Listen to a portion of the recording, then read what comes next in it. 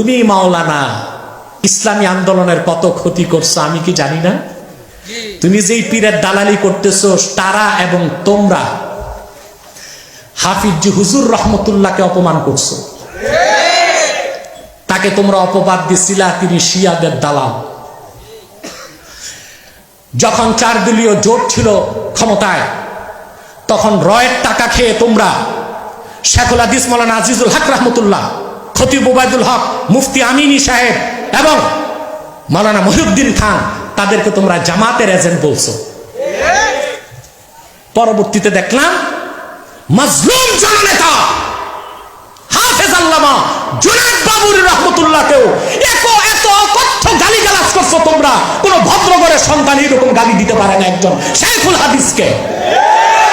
তোমরা ভণ্ড, প্রতারক, দেওবন্দের নাম বিক্রি করে খাও।